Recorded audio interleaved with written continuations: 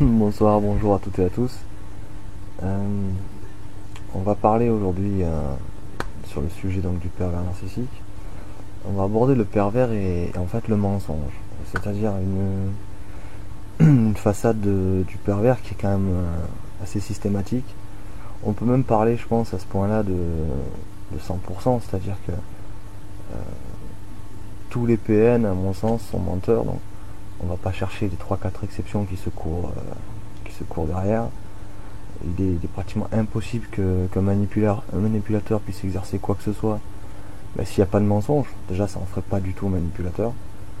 Donc c'est un truc systématique. Donc voilà, la question en relatant en fait le mensonge et le pervers, c'est presque voilà, l'un sans l'autre, ça n'existe pas. Par contre, voilà, on pourrait rebondir 2 secondes en se demandant si les menteurs sont pas tous des pervers, si tous les menteurs sont pas des pervers narcissiques non plus. C'est-à-dire qu'on sait que ça marche dans un sens, ça c'est sûr, tous les PN sont des menteurs. Mais est-ce que tous les menteurs sont pas des pervers narcissiques aussi? Alors, ça, on va pas non plus s'y étaler parce que ça sert pas à grand chose, mais au niveau du conjoint ou peu importe, ça peut être intéressant de le savoir. Et, euh, et, et objectivement, je veux dire, voilà, depuis le début, je pense que dans ces vidéos-là, vu qu'on a besoin de trouver un schéma de reconstruction, euh, on peut pas faire des cadeaux à tout et à rien. Et c'est vrai que personnellement, quelqu'un qui ment, déjà, par le fond des choses, hein, non pas même sur la forme, même par le fond des choses, il pervertit la vérité. C'est-à-dire que pour un besoin ou une envie ou une convoitise, peu importe, il va pervertir la vérité pour que ça arrive à ce que lui désire. Et il y a de grandes chances que ce qu'il désire, c'est ou un objectif humain ou un objectif matériel. Mais sinon, il n'y aurait pas de fois même une simple existence. Mais là, je veux dire, c'est pour acquérir quelque chose. Donc, du moment où on pervertit une certaine réalité pour obtenir quelque chose qu'on désire, donc pour notre narcissisme, c'est pour moi de la manipulation. Donc, la perversion narcissique, si c'est comme ça que c'est détourné, ça peut en être.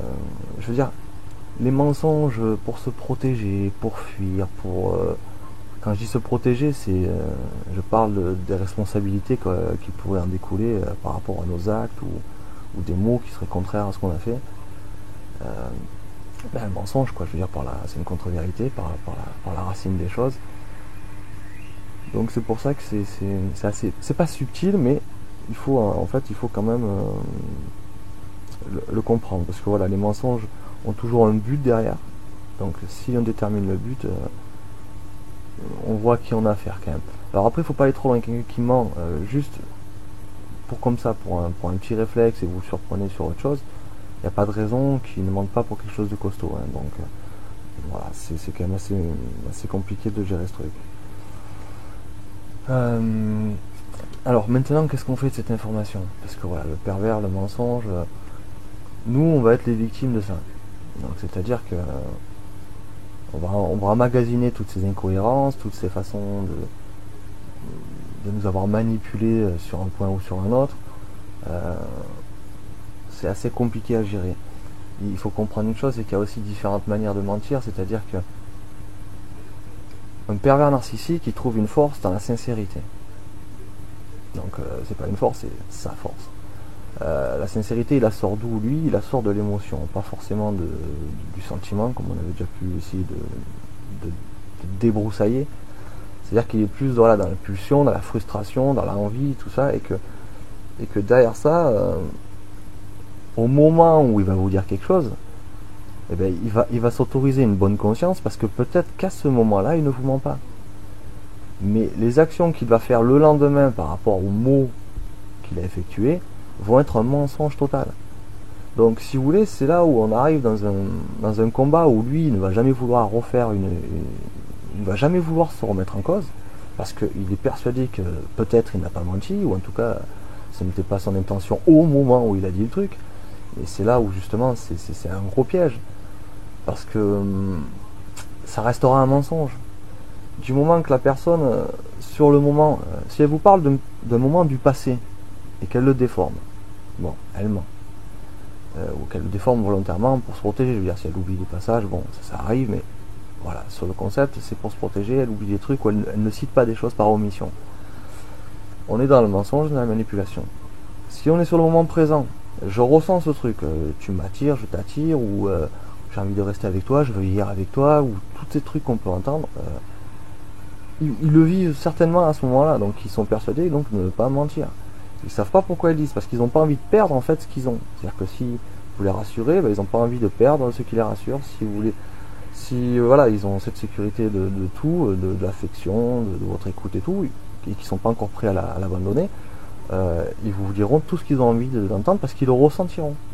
Donc c'est une manipulation parce que c'est basé sur ses envies, ses frustrations, non pas sur une certaine noblesse ou sur un certain devoir du dialogue où on doit faire quand même attention à ce qu'on dit et ce qui sort de notre bouche. Tout ce qui sort de notre bouche n'est pas une fatalité, n'est pas je veux dire, voilà, personne ne met dans votre bouche ou dans la bouche du menteur ce qu'il va dire. Personne ne le force à ça. S'il perd quelqu'un qu'il aime, ou la personne ne veut pas assez s'approcher de cette personne, et que lui il est obligé de mentir pour qu'elle s'approche encore plus, c'est de la manipulation et ce n'est pas réfléchi. C'est juste, il veut, pour lui c'est ça, il veut, il a envie, donc il va se persuader que tout ce qu'il dit c'est la vérité. Donc ce genre de mensonges c'est les plus vicieux parce que c'est ceux qui rendent un peu fous les victimes contre le pervers ou contre le menteur pour justement essayer de trouver une réalité dans son monde, quoi, pour revenir à une certaine réalité. Et vous ne l'obtiendrez pas parce que, comme je vous ai dit, s'il est dans ce mécanisme et qu'il vous ment, qu'il n'est pas encore le pervers, on va dire, des plus expérimentés, et qu'il en est encore à vivre au moment et qu'il n'anticipe pas vraiment ses mensonges et qu'il n'anticipe pas vraiment sa manipulation, mais qu'il va quand même effectuer, mais il va le faire au coup par coup. Là, c'est un piège où il faut absolument se réconforter après nous par la suite, parce qu'on ne peut rien faire contre ça. Si vous voulez, quelqu'un qui va vous mentir ou qui va vous dire des choses là à ce moment-là, il va avoir une grande sincérité, et c'est l'arme ultime pour vous griller ou pour griller les gens. Donc en partant de là, comme on n'est pas, vous pouvez le confondre avec le sentiment, ce qui est normal parce que ça va être la même intonation. Il va vous le dire avec la même intensité. Ça peut même être redondant pendant un bon moment, tout ce genre de mise en piédestal, parce qu'ils veulent absolument être sûrs que vous allez vouloir de eux, ou que vous allez vouloir les garder, ou voilà, peu importe la relation que vous êtes en train de créer ou que vous avez, ils vont pas vouloir le perdre. Donc voilà, c'était un peu là où je voulais essayer en tout cas sur le côté du mensonge, par rapport à ça, je voulais essayer de voir que ce combat-là, intérieur et même contre le pervers, est très compliqué, parce que tout ce qui concerne le présent et même les mensonges du futur, c'est-à-dire les promesses qui ne tiennent pas, ou ne serait-ce que même les mots qui ne tiennent pas, on n'est pas obligé de promettre toutes les 5 minutes, mais juste de dire des choses et qu'ils en font le contraire ou qu'ils ne le font pas.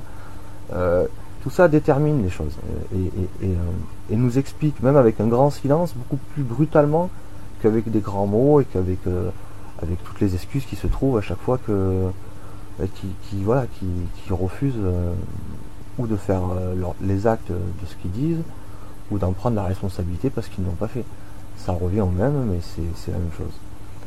Donc nous, maintenant qu'on sait cette relation qu'il y a avec le mensonge et le pervers, en tout cas qui est omniprésente, c'est-à-dire qu'il ne faut pas se voiler la face. S'il y a des gens dans votre entourage qui mentent pour tout et rien, ou qui mentent quand ça pue un peu, peu importe, mais qui ont le mensonge facile, on veut nous faire croire, et je suis vraiment assez triste, mais c'est comme ça, on veut nous faire croire que tout le monde ment un peu, tout le monde triche un peu, bon, je n'aime pas le culte de la personne parfaite, mais ne pas mentir et ne pas tricher, je veux dire, il n'y a rien de parfait là-dedans. C'est juste avoir des valeurs, juste être quelqu'un de bien, femme ou homme, et voilà, ça ne paye pas de mine. Le problème, c'est que voilà, il y a tellement de faibles ou de faux qu'on part dans des raisonnements acquis depuis des centaines d'années parce que les gens l'ont répété. Il y en a un qui invente une connerie, on va la répéter au bout de générations, on va prendre ça pour un acquis. C'est une connerie. On a été bercé par des conneries toute notre vie. Il y a des vrais proverbes, il y a des mauvais proverbes, il ne faut pas se voler la face. Vite fait, pour s'écarter du sujet, personnellement, moi, les 2-3 qui me viennent à l'esprit, c'est il n'y a que les idiots qui ne changent pas d'avis. celle-là, elle me fait assez peur comme proverbe. C'est un proverbe qui me fait vraiment peur parce que on peut sentir la corruption, on peut se dire que c'est quelqu'un qui a trahi et qui a pas tenu ses responsabilités, qui a pu inventer cette phrase, non pas un très grand sage. Puis même ça se trouve, voilà, peu importe. Elle me fait un peu peur, voilà, cette phrase me fait un peu peur. La curiosité est un vilain défaut. Alors je crois que ça c'est la pire chose qu'on peut dire à un gamin. À mon sens, faut être le roi des gros débiles pour dire ça à un enfant ou dire ça même à la rigueur à qui que ce soit. Bon, après il y a une vie privée, mais je veux dire, on l'entend souvent quand on est un enfant, la curiosité est un vilain défaut parce qu'on peut. Ça, alors ça, pour moi, il n'y a pas de connerie. Il n'y a pas plus con que ça. Et c'est même une plaie pour la conscience et pour l'âme. Donc c'est vraiment, il faut arrêter de, je pense, de tout prendre pour acquis. Des fois, il faut réfléchir sur les choses et se dire non, c'est peut-être plus maintenant d'actualité tout ça. Ça n'a aucun sens. Ça en fait partie. Et une pareil, qui me démontre, pourtant qui passionne, on va dire, un bon pourcentage de ce pays français, et j'imagine d'autres pays, mais de mon petit pays à moi. Il s'agit bien sûr des hommes ont toujours tort. Cette phrase qu'on entend très souvent dans notre vie, que ce soit jeune, petit ou quoi, on pourra entendre souvent des adultes qui pourront la dire. Quand même des fois pour se réfugier des méchancetés qui sont en train de raconter sur la personne qui n'est pas là. Donc là c'est pareil, à mon sens c'est des phrases à bannir total, ou à la rigueur à recadrer, parce que pour moi la seule vraiment affirmation qu'on peut créer à ce point-là, c'est ceux qui parlent des absents qui ont toujours tort, et non pas autre chose. La seule cas de figure où cette phrase pourrait valoir le coup, c'est quand à la rigueur on parle de tribunal.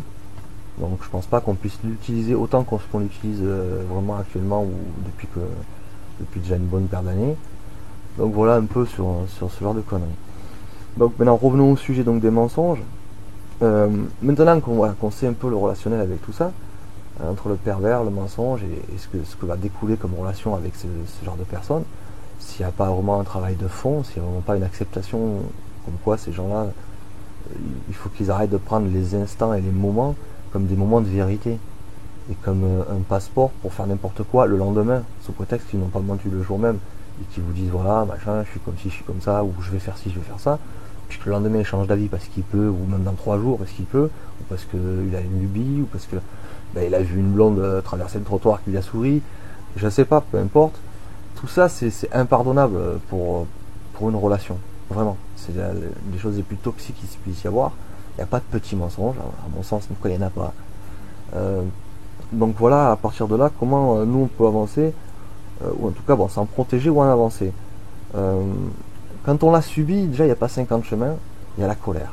Il y a la colère et je pense que c'est tout à fait normal d'être en colère contre la personne qui nous a menti, qui nous dit des tas de trucs qu'on n'a pas forcément demandé, mais et quand on commence à les croire et à les accepter, ils se foutent de votre gueule un an après, ou 6 mois plus tard, une semaine, ou 13 ans après, bon, peu importe. C'est comme ça. Et c'est perpétuel, je veux dire, ils vont faire ça jusqu'à la toute fin, où ils vont lâcher l'affaire et ils vont vous mentir toute leur vie, quoi. Donc ça, c'est normal qu'on ressente énormément de colère. Alors après qu'elle soit contre cette personne, évidemment, c'est contre vous-même après que vous allez vous avoir. Et il faut, je pense, il faut à un moment retourner cette colère contre la personne qui n'est plus là, ça sert à rien. On va pester, donc on va devenir aigri. À un moment, elle va nous revenir dessus. C'est pas un phénomène de culpabilisation, je pense qu'on est plus dans le phénomène d'acceptation. C'est-à-dire qu'en fait, on accepte d'avoir eu un rôle dans ce mensonge et d'avoir cru à cette connerie. Et à toutes ces conneries. C'est plus facile pour tout le monde parce que le menteur va jamais porter le poids de ça. Il n'en a pas les épaules, il n'en a pas le courage, il est déjà passé à autre chose la plupart du temps. Et une autre distraction, une autre opportunité, il est déjà passé à autre chose. Et faire machine arrière quand on n'a pas trop de courage, comme le pervers est, c'est très compliqué. Donc il faut zapper, à part s'il est à la rue et que vraiment c'est vous qui teniez les finances, sinon oubliez direct. Donc l'acceptation va être très importante parce que les seuls à qui vous allez pouvoir avoir un reflet direct et avoir une prise directe, ça va être avec vous-même. Donc ça va être plus simple pour tout le monde. Une fois que vous allez un peu vous en vouloir, parce qu'il va le falloir, dire voilà, je sais qu'il mentait, j'ai quand même cru, je sais déjà que ce qu'elle disait ou ce que la personne disait, elle ne le faisait pas, j'ai voulu l'excuser une fois, j'ai voulu l'excuser 2 fois, je me suis voilé la face. Il y a eu certainement 2-3 alarmes, mais qui avait été raccroché par des mots, des promesses voilà, de l'adversaire. On peut appeler ça comme ça aujourd'hui, mais pas forcément, quoi, de la personne qui était en face, quoi. Donc l'acceptation, ben, c'est le plus dur, parce que derrière, il faut être convaincu nous-mêmes, si on veut pas être justement dans une place de pervers nous-mêmes. Il faut accepter que même si on vient de se foutre de vous, ou ça fait des années qu'on se fout de vous, il faudra quand même accepter de ne pas le pratiquer. C'est-à-dire qu'il ne faudra pas pratiquer le mensonge pour autant, se venger ou se dire voilà, le monde il est comme ça, parce qu'effectivement le monde est claffi le menteur, et tout le monde se pardonne tout. Mais si on veut être des victimes, on va dire, pas éternelles, à un moment il faut absolument accepter le jeu. C'est-à-dire qu'on ne peut pas demander à ne serait-ce qu'une seule personne qu'on va rencontrer, même si on a rencontré 50 ans avant de rencontrer cette bonne personne, on ne peut pas demander à toutes ces personnes de pas pratiquer quelque chose qu'on pratique. C'est pas possible. Donc si on dit quelque chose, ben on le fait, parce que après ça s'appelle le sens du devoir, c'est plus forcément un mensonge ou quoi que ce soit, mais si on dit un truc, personne ne nous a obligé, on le fait, puis c'est tout. On va pas chercher à surévaluer un truc ou à le sous-évaluer si derrière on fait pas le truc, quoi. Bon, j'imagine ça comme ça, mais on dirait que c'est utopique de voir ça comme ça. Pourtant le pervers vous promettra bien avant qu'il pense que tout ça c'est oui, mais tu as raison, c'est comme ça que je pense, même si vous ne dites pas, c'est lui qui va vous le dire, moi je suis comme ci, moi je suis comme ça, moi je suis comme ci, mais attendez de voir les actes, vraiment, parce que votre cœur il va être complètement démonté si les mots n'y courent derrière et tout. C'est des phrases qu'on se répète, qu'on s'est toujours dit à soi-même, écoutons les actes, faites-le vraiment, faisons-le vraiment, et dès que vous voyez que on se fout de vous 2-3 fois, ben, ramassez votre cœur, même si vous l'avez déjà donné, ramassez-le, taillez-vous, quoi. Taillez-vous, genre, vous laissez plus faire, mettez directement les pieds dans la merde, et si c'est la rupture, mais voilà, lâchez pas, quoi. Donc ça c'est faire, parce que voilà, une fois qu'il y a l'acceptation et qu'il y a ça, il faut bien se dire une chose, c'est que maintenant à partir de ce moment-là, une fois que vous l'avez décidé, vous en avez marre de souffrir de ça, il y a des choses qu'il va falloir prioriser dans les futures relations. Et comme on disait déjà sur une vidéo, redéfinir un peu l'amour, redéfinir en fait ce qu'on attend de l'autre, c'est très très important. Parce que ici, justement, si vous avez subi le mensonge, etc., ça va être quelque chose que vous allez peut-être pouvoir mettre dans vos priorités. Bon, moi personnellement, en tout cas, ça en fait partie. C'est rédhibitoire. Quelqu'un qui me ment et tout, ça me donne envie de vomir. Ça me salit. Et si en plus j'ai eu des choses avec cette personne, ça me démonte de l'intérieur. J'ai l'impression de subir un lavage d'estomac. Parce qu'on m'aura trahi, on m'aura menti pour m'approcher en fait. Et pour obtenir des trucs ou quoi, ou même pour simplement voilà, te faire des maisons, ou te faire des plans, ou te distraire, peu importe. On vous aura menti, on vous aura pour vous approcher. Et après, ben voilà, on vous fera de la merde. Donc faites super attention à ça, parce que c'est le gros problème. On a du mal des fois à les fuir, parce qu'il y a ce côté sentiment qui nous dit mais non, mais c'est ci, mais c'est ça. Vraiment, à un moment, il faut mettre les pieds dans le plat, n'hésitez pas. C'est dur sur le moment, mais ce sera toujours pire après. Quand ces gens-là vous auront fait des enfants, ou vous auront fait je ne sais pas quoi, encore plus d'expérience, encore plus de mensonges. Donc ça servira à rien. Donc voilà. Je pense que ça sert à rien de s'éterniser trop longtemps sur les subtilités du mensonge. Tous les humains, en tout cas tous les adultes qui vont rentrer sur cette chaîne, ont dû vraiment passer sur diverses étapes. Je pense qu'à un moment, des fois, bien sûr que les humains, on l'a été menteurs à différents niveaux, comme je pense tout le monde, les enfants, les adultes, les pré-ados, les pré-adultes. Mais à un moment, non, je suis désolé, on chope des valeurs. Alors, je suis d'accord que c'est vraiment un faible pourcentage de personnes, mais c'est pas grave. Si le faible pourcentage de personnes sont stables, mais qu'elles n'ont pas besoin des autres pour se rassurer parce qu'elles sont stables, on s'en fout qu'on soit 20% ou même 1%, on n'en a rien à foutre. Parce qu'il faut croire à ces valeurs. Nos grands-parents, peut-être qu'ils étaient beaucoup moins menteurs que nous, ou plus, j'en sais rien, mais on s'en fout. Il faut absolument arriver à dire, voilà, on veut un monde meilleur, ou je sais pas quoi. Il faut pratiquer nous-mêmes à notre mesure ce qu'il faut faire. Donc le mensonge, qui est un problème quand même de société énorme, parce que tout le monde se pardonne tout. Les gens après se cachent derrière le silence, ou derrière tout simplement la fuite, quoi. Voilà, je n'ai plus rien à foutre, j'ai rien à foutre, que je te dois rien, tu me dois rien, basta. C'est, voilà, il faudra vous ramasser à chaque fois. Donc le but du jeu, c'est de vraiment se dire qu'il n'y a pas de petits mensonges, vraiment. que si vous en détectez déjà dans une sorte de relation ou d'instance de relation, faites super attention. Il vaut mieux préférer quelqu'un qui garde un peu de silence ou à la rigueur, voilà, qui partage un avis mais qu'il faut accepter son avis, plutôt que de quelqu'un qui va mentir pour éviter un sujet, pour éviter des responsabilités. Bon, voilà, je veux dire, ça n'est jamais une preuve déjà de loyauté, ça n'est pas une preuve de bienveillance, c'est une preuve d'égoïsme énorme et c'est une preuve de manipulation surtout. Parce qu'on manipule donc la vérité, donc forcément on va avoir un mauvais jugement sur cette personne, on va lui accréditer des qualités qu'elle n'aura peut-être pas du tout, juste parce qu'à ce moment-là, elle aura su jouer la carte du mensonge, de l'omission. Faites très très attention. Un seul mensonge est acceptable. Et malheureusement, voilà, en pratiquant une certaine éducation avec mes enfants, je leur casse un peu la tête et tout, mais elles savent que le mensonge, c'est... Alors, elles vont me le faire, elles vont me le tester, elles vont voilà. Mais elles savent que c'est un truc que je vais combattre et qui ne sera pas durable. Donc j'espère qu'elles ne me pratiquent pas trop. J'ai l'impression de pas qu'elles ne me pratiquent pas trop. Mais ce qui est sûr, c'est qu'elles savent depuis tout petit qu'un seul mensonge est acceptable. C'est celui qui crée du bonheur à la personne à qui on ment. Donc c'est la simple chose. C'est la seule fois où il y a l'exception donc, de ces fameuses histoires qui va faire la règle. Et c'est celui-là. C'est-à-dire qu'on veut faire une surprise, un anniversaire, on veut... Peu importe, on veut faire quelque chose de bienveillant pour quelqu'un. On a le droit de partir dans une méthode de mensonge et de complot. C'est le seul acceptable, celui qui procure une bienveillance à celui à qui on ment. Parce que la plupart du temps, si on ment à quelqu'un, si on ment sur une situation, c'est pour ou protéger un ami, ou protéger la situation, ou se protéger soi, ou se protéger de certaines responsabilités. C'est tout simplement ça. Donc, ça n'est pas acceptable pour une vie de relation, je parle. Relation conjointe, vos amis, vos frères, vos sœurs, vos patrons, vous en avez rien à secouer, les gens font ce qu'ils veulent.